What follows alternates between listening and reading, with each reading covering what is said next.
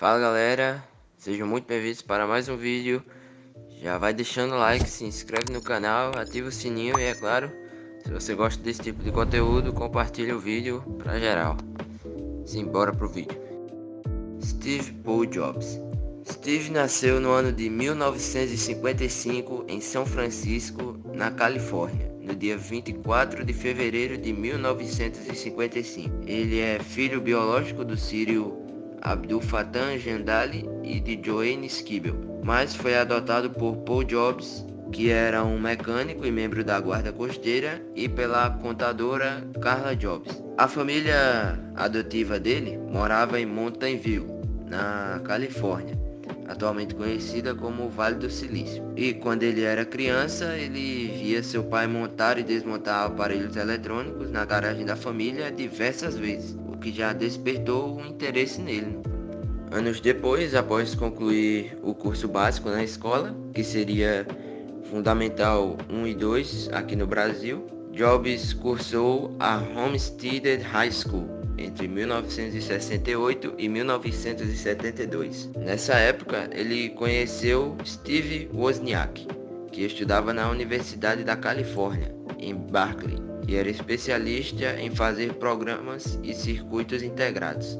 Após terminar o ensino médio, ele se matriculou na Reed College. Depois de 6 meses, abandonou o curso, mas continuou frequentando a faculdade como ouvinte das aulas de caligrafia, que foram muito importantes para a sua formação.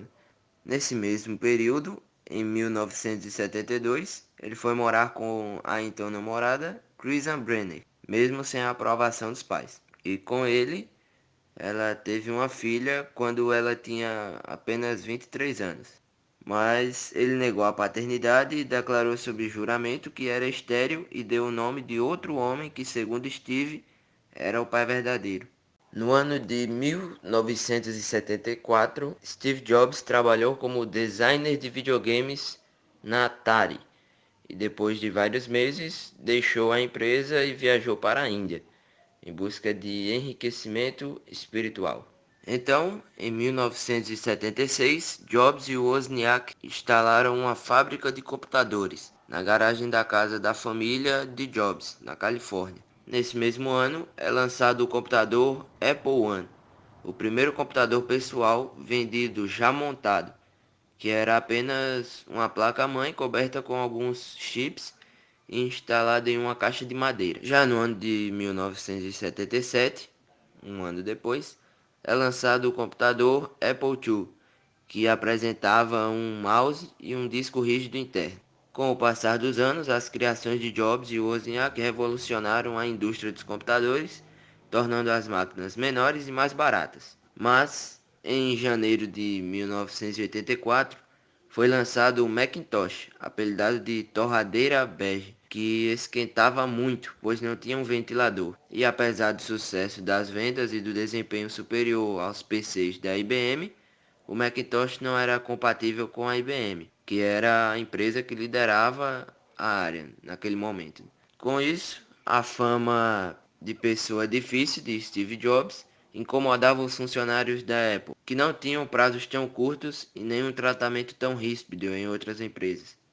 E para piorar, alguns talentos que estavam insatisfeitos na Apple começaram a ser recrutados por empresas do Vale do Silício, como por exemplo a IBM, que na época era a líder do mercado. E o estopim foi o lançamento da Apple Lisa, que apesar de ser um computador à frente do seu tempo, fracassou comercialmente. Então, Scully, que na época era o CEO da empresa, já tinha experiência com gestores de cabeça dura e tirou Jobs da direção dos produtos da linha Macintosh, prezando pelo bem da equipe.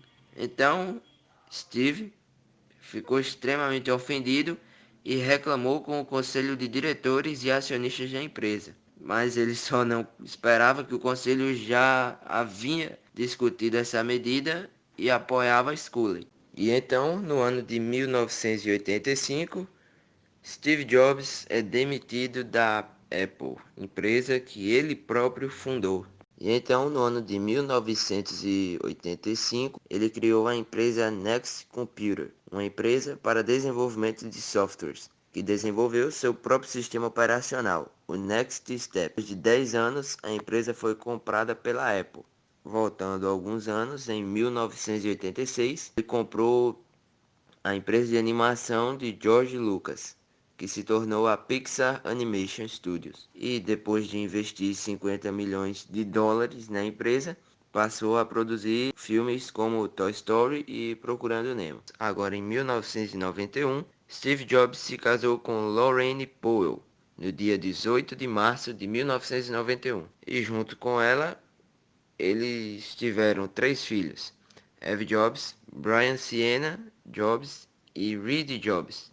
Ele também era o pai de Lisa Brennan, a filha de Christian Brennan, que no caso era que ele negou ser pai quando ele tinha 23 anos. E no ano de 1997, Steve Jobs retorna ao cargo de CEO da Apple e inicia um processo de praticamente uma reconstrução interna da empresa.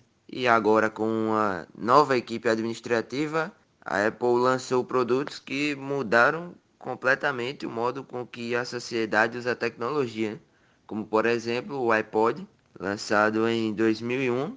Em 2007 é lançado o iPhone, o celular com comando feito com os dedos na tela digital e com acesso à internet e facilidade na criação de aplicativos. Já no ano de 2009, a Apple lança o famoso notebook.